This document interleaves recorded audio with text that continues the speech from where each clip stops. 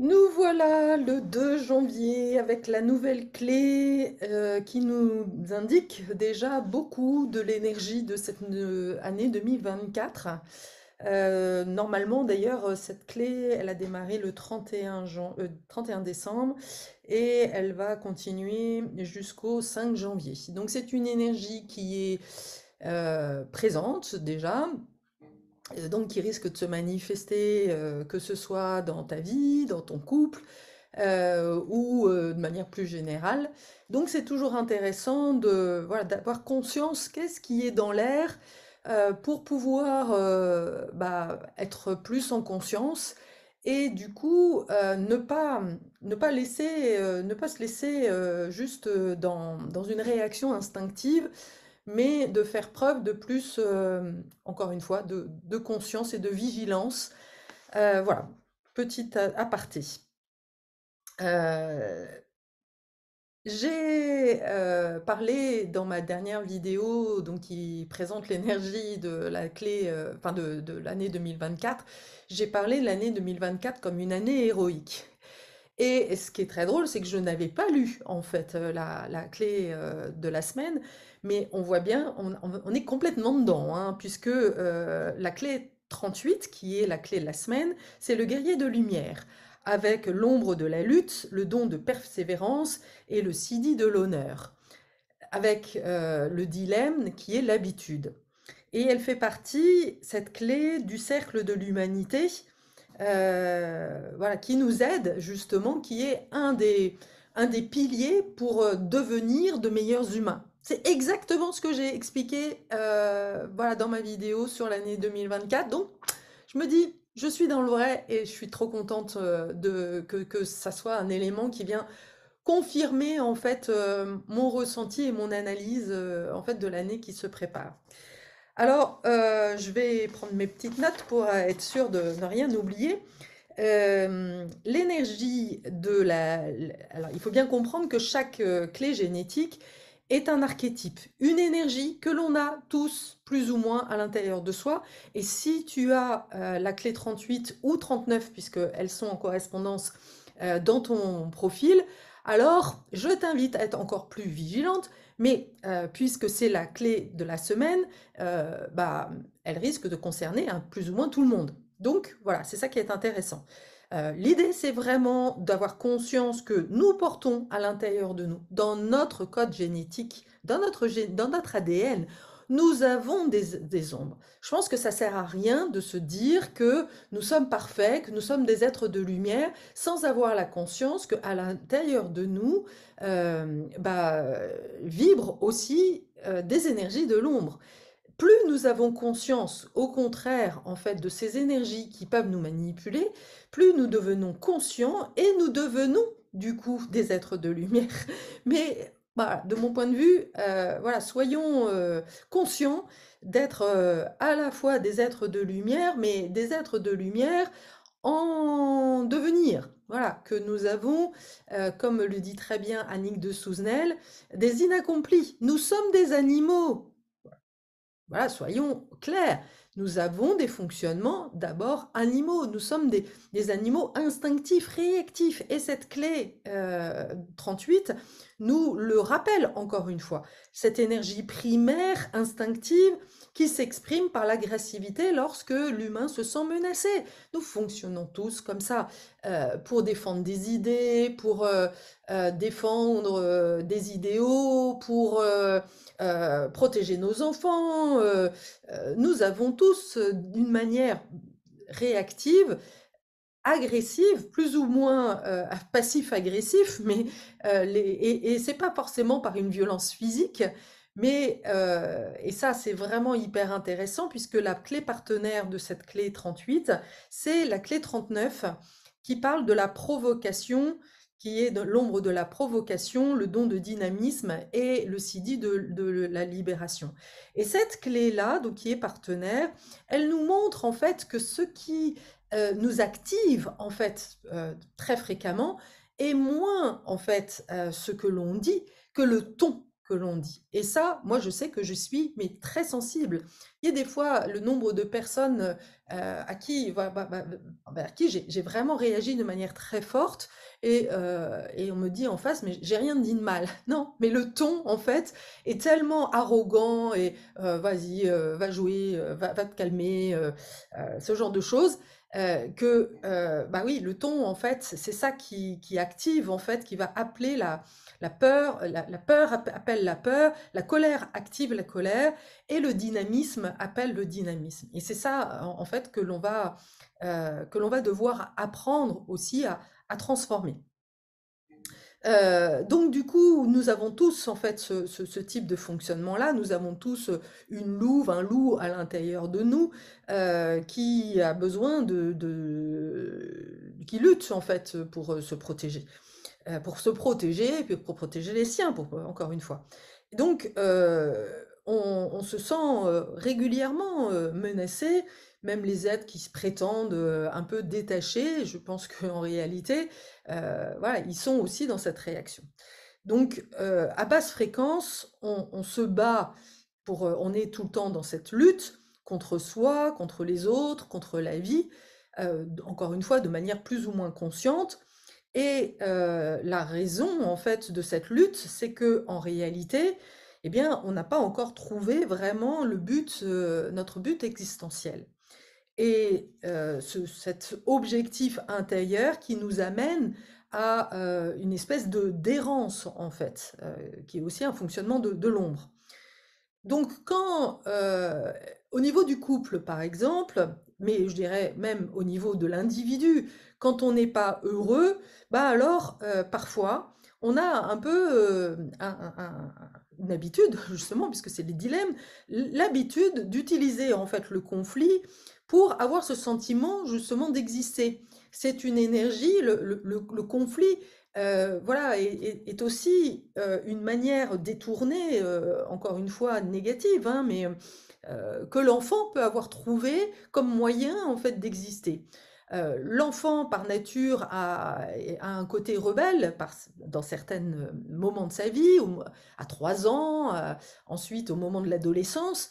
Et si cette rébellion en fait n'est pas accueillie de manière bienveillante, et n'est pas justement entendu par le parent comme étant le moyen en fait de l'enfant de s'individuer, de montrer en fait sa singularité, et il fait partie du processus, alors bah, ça peut se transformer en espèce de conflit.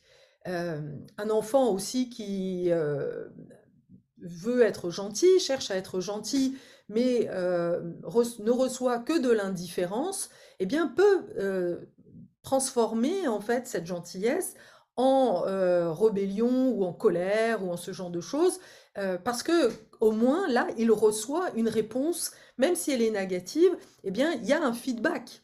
Et donc on rentre déjà voilà, dans une habitude de conflit, de lutte, qui va s'instaurer comme étant une habitude pour un sentiment d'exister, un sentiment aussi de ne pas être tout seul. Parce que l'enfant a ce besoin vraiment de faire partie d'un clan, d'avoir un cadre de référence, et pour lui, bah, voilà, ça peut être un moyen.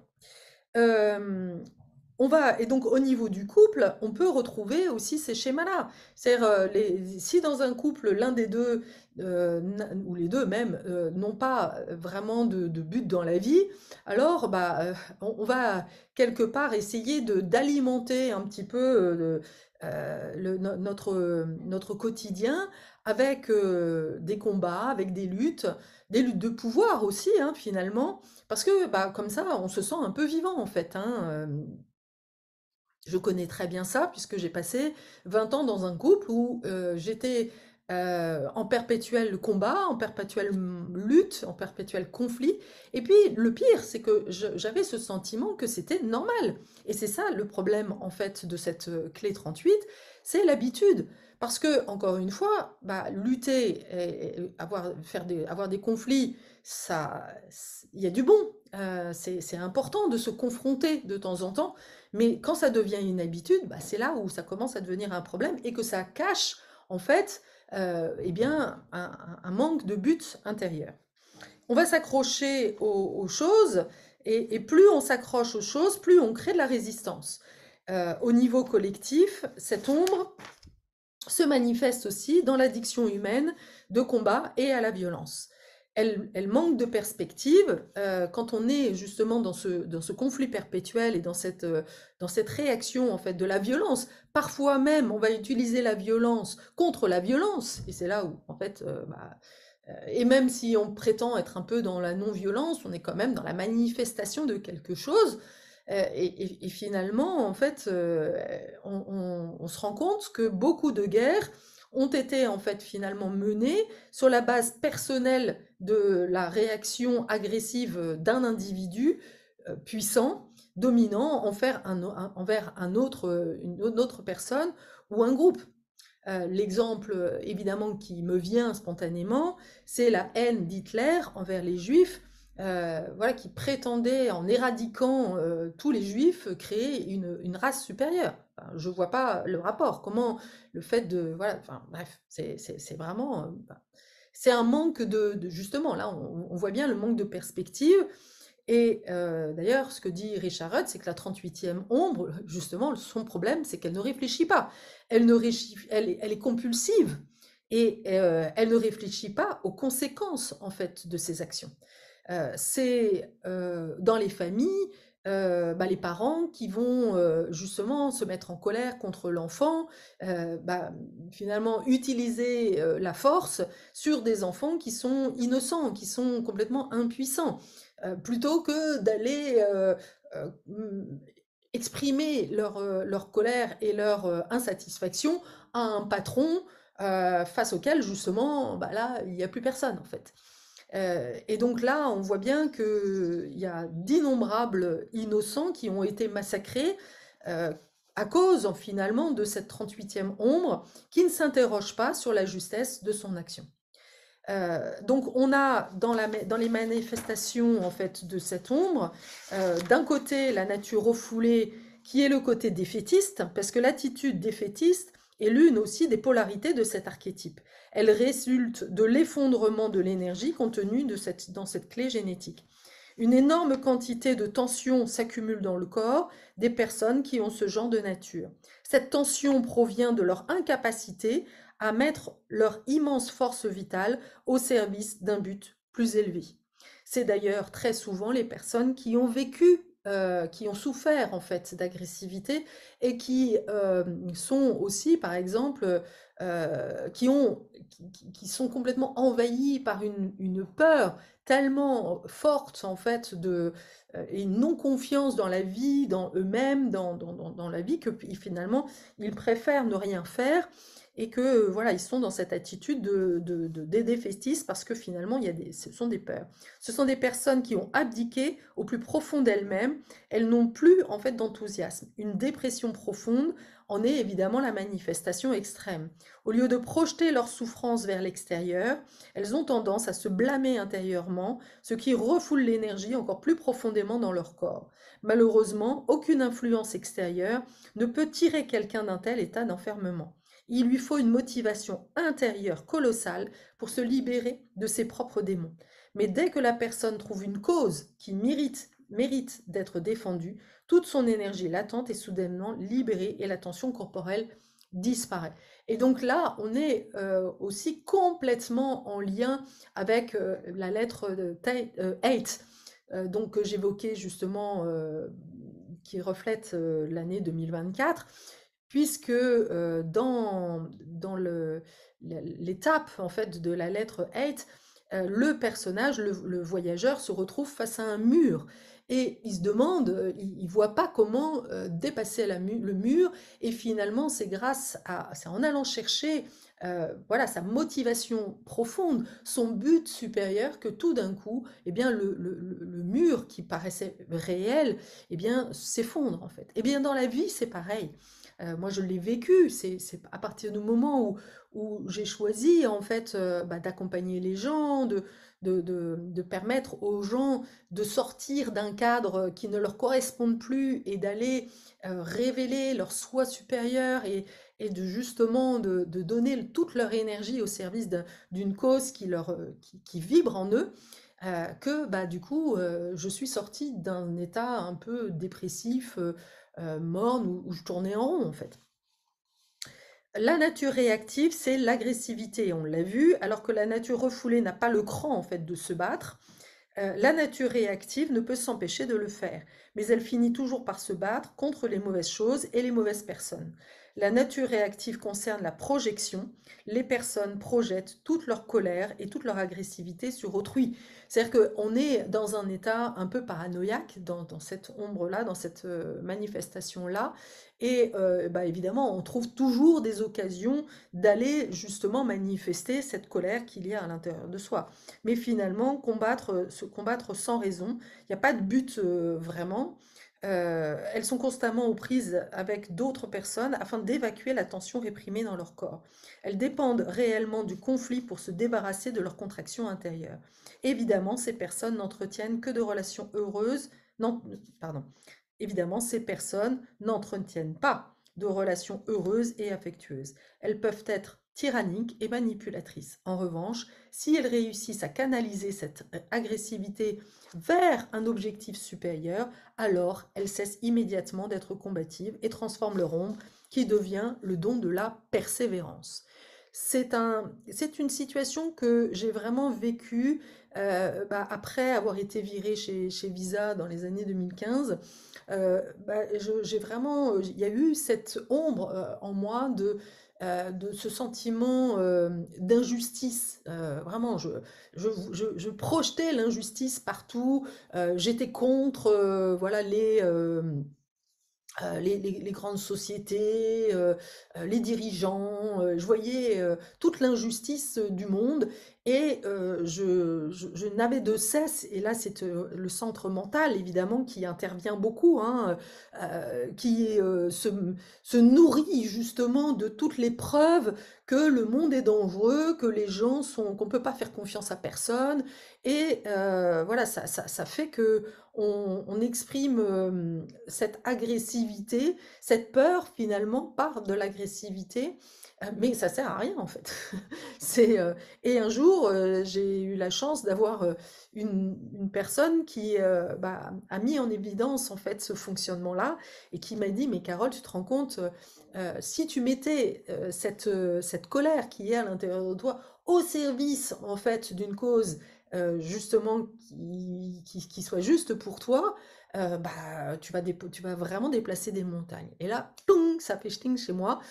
Et du coup, je me suis posé la question, voilà, au service de quoi j'avais envie de mettre justement ce feu intérieur. Donc nous voilà dans le don de la persévérance, l'esprit indomptable de l'opprimé. La seule différence entre la 38e ombre et le don, c'est la nature du conflit. Il suffit de trouver le bon combat et votre expérience de cette clé génétique se transforme intégralement. Lorsque vous mettez votre cœur, votre âme et votre corps dans un combat valeureux, il cesse d'être une lutte. C'est ici que vous apprenez la différence, à différencier la rencontre avec l'obstacle et l'affrontement de la résistance. La résistance a lieu quand on s'oppose au flux universel, donc de la vie. Hein, la vie a un projet pour toi, c'est aussi la résistance sur ton chemin d'âme finalement. Donc là, on est dans la résistance et elle caractérise tous les états d'ombre. Cependant, les obstacles font partie du rythme naturel de la vie. Elles les obstacles testent notre détermination et notre dévouement et nous permettent de développer de nouvelles compétences et de parfaire notre excellence. Les obstacles sont toujours des cadeaux déguisés. Le 38e don est conçu dans ce sens et il les adore. Si vous êtes quelqu'un avec ce don dans votre profil, chaque obstacle est une opportunité merveilleuse et essentielle vous permettant d'augmenter votre vitalité et d'accomplir votre plus haute destinée. Donc là, on est complètement dans vraiment l'énergie du héros. D'ailleurs, c'est ce qu'il dit, les personnes avec ce don sont nos héros et nos héroïnes. Elles se positionnent, franchissent tous les obstacles sur leur chemin et malgré l'impression d'être défavorisées, elles parviennent finalement à remporter leur bataille. Le 38e don donne la certitude de la victoire finale. Ça, c'est vraiment hyper important. Le 38e don de la persévérance, c'est vraiment cette idée que je n'ai pas de doute, en fait, que je vais y arriver. Peut-être que je vais avoir des obstacles, mais voilà, ces obstacles-là, je les vois comme des opportunités pour grandir. C'est exactement aussi ce que j'ai compris grâce au cancer, quand mon fils m'a dit, Maman, tu vas guérir. Et ben à ce moment-là, ouais, ça résonne chez moi. Heu, c'est vraiment cette, voilà, il m'a donné quelque part les clés de cette persévérance, de ne plus avoir le doute en fait parce que, bah, voilà, je suis au service de la vie et quand on comprend justement que derrière, bah, l'esprit de la lutte, de l'agressivité, il y a, le cadeau de justement d'aller trouver encore une fois, l'objet de son combat, ce qui va te faire vibrer et qui va te donner ta raison de vivre, quoi, finalement. Mais voilà, le mot persévérance réunit toutes ces qualités. De plus, un autre aspect qui faisait défaut au niveau de l'ombre entre en jeu avec le don, l'ardeur. Le fait de mener un combat contre toute attente mais pour un objectif élevé vous anime d'un esprit indomptable qui se nourrit de lui-même et devient de plus en plus fort. À un certain moment, cet esprit entre dans la sphère d'une vibration très pure qui donne son nom au 38e Sidi, c'est le chant de l'honneur. Donc l'honneur, bah, c'est justement ce sentiment d'être un chevalier au service de la vie et c'est vraiment ce sentiment d'honorer la vie. C'est euh, avoir ce sentiment que justement on n'a pas gâché notre vie, que l'on a mis au service, qu'on a mis sa vie au service d'une cause bah, qui avait du sens, c'est donner du sens à sa vie. Et peu importe, et ça c'est vraiment important de l'entendre, peu importe si ça se manifeste vraiment, il n'y a pas besoin de recevoir la médaille d'honneur ou je sais pas quoi, euh, pour pouvoir avoir un sentiment vraiment profond d'avoir mené une vie honorable et de vraiment être fier d'avoir servi la vie. C'est vraiment ça, et de s'être mis au service d'une cause supérieure. Avec l'honneur, la mort est transcendée et n'importe quelle action humaine est immortalisée. S'il y a lieu dans le champ énergétique de l'honneur authentique, même l'acte de tuer peut être honorable. Mais oui, bien sûr, il y a des moments où voilà, il peut y avoir une bonne raison en fait de tuer. Dans ces cas extrêmes, celui qui est tué doit toujours donner la permission au vainqueur afin que le contrat véritable de l'honneur les unisse. Bon, ça, je ne sais pas comment on va y arriver, mais en quoi consiste l'acte d'honneur? Il est enraciné dans un amour si pur qu'il se sacrifie sans réfléchir à une aspiration supérieure. Chaque acte d'honneur apporte au monde non par une force qui divise, mais une force égalisatrice.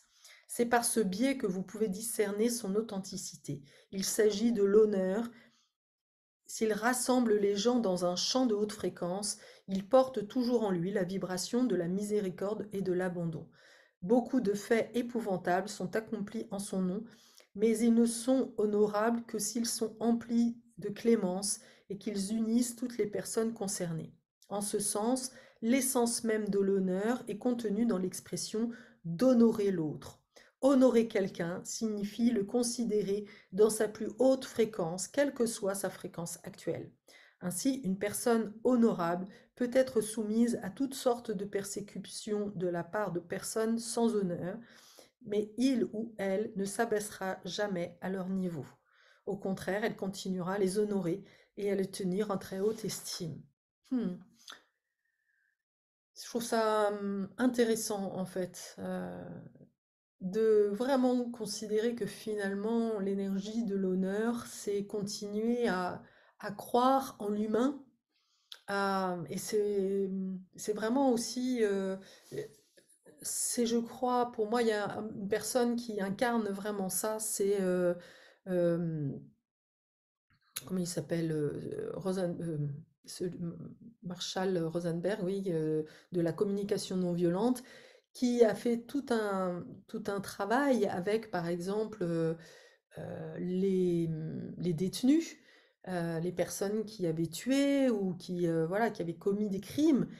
Et, euh, et Marshall Rosenberg, bah, voyait en eux, justement, des personnes qui avaient agi, justement, par manque de conscience. Et grâce à la communication violente et en considérant ces personnes, il permettait, il leur offrait en tous les cas une opportunité d'ouvrir leur cœur et de reconnaître vraiment de reconnaître leurs actes euh, et de devenir et d'assumer finalement cet acte sans avoir ce sentiment de faute. Voilà, mais j'ai failli, et voilà, j'ai agi sous la compulsion et je suis désolée. Mais déjà, quand quelqu'un, un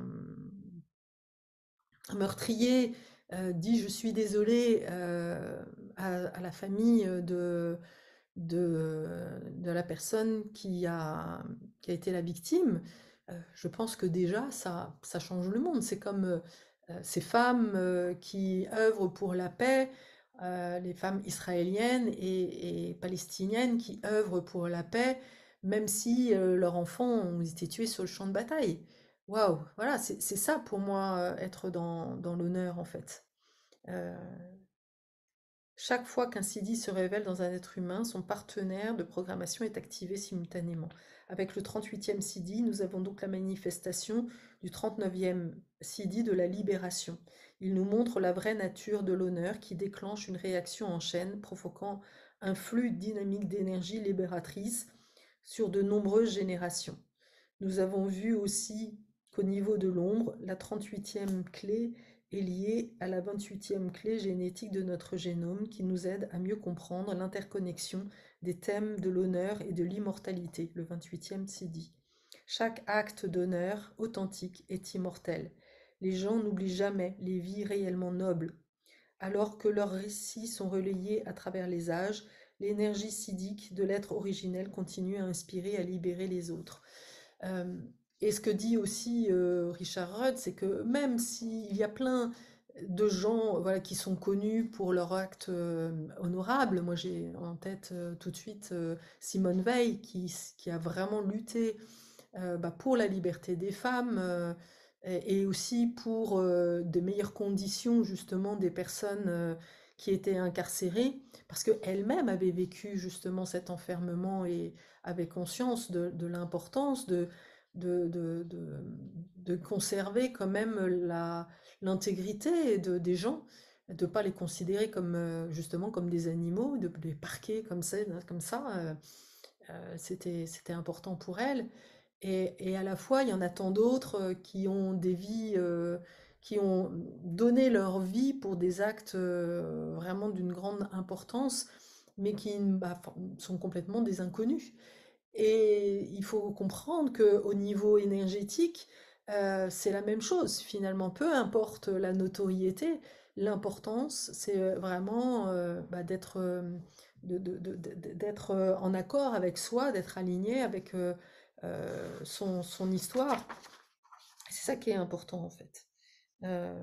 Lorsque nous écoutons le récit d'une vie exemplaire, c'est aussi justement la force en fait des mythes. C'est les récits, les actes nobles nous poussent en fait, nous réveillent justement ce héros à l'intérieur de nous et nous poussent à donner le meilleur de nous, voilà, pour faire que la vie soit meilleure. Et ça nous donne du sens et ça nous donne de la joie de vivre, en fait, la raison de vivre. Voilà, j'espère que cette vidéo, waouh, alors là, je suis trop contente. Je commence fort, 30 minutes. Je crois que c'est 2 fois moins que mes vidéos précédentes. J'espère que cette vidéo t'aura éclairé. Je te rappelle que bah, je m'inspire toujours de la nouvelle traduction du livre en fait de Richard Hull, Les clés génétiques. Et voilà, si ce sujet t'intéresse, bah, je t'encourage à acheter cet ouvrage qui permet vraiment de mieux comprendre, bah, encore une fois, voilà, les ombres et de mieux se connaître et d'être plus conscient justement des transformations, des transmutations que nous avons à faire. Je te souhaite donc une belle semaine accompagnée de cette clé génétique. N'hésite pas à me mettre voilà, des petits exemples, comment voilà, le conflit s'est mis à l'intérieur de toi, les peurs aussi, parce que bah, c'est souvent le centre mental hein, qui va nous déclencher des peurs. On se sent menacé, on se sent en danger. Donc on va manifester la peur. Voilà, l'idée c'est de ne pas répondre à cette peur et de vraiment orienter, réorienter en fait cette énergie cette énergie de feu au service d'une cause qui soit vraiment importante pour toi. Je te souhaite une belle semaine. À bientôt!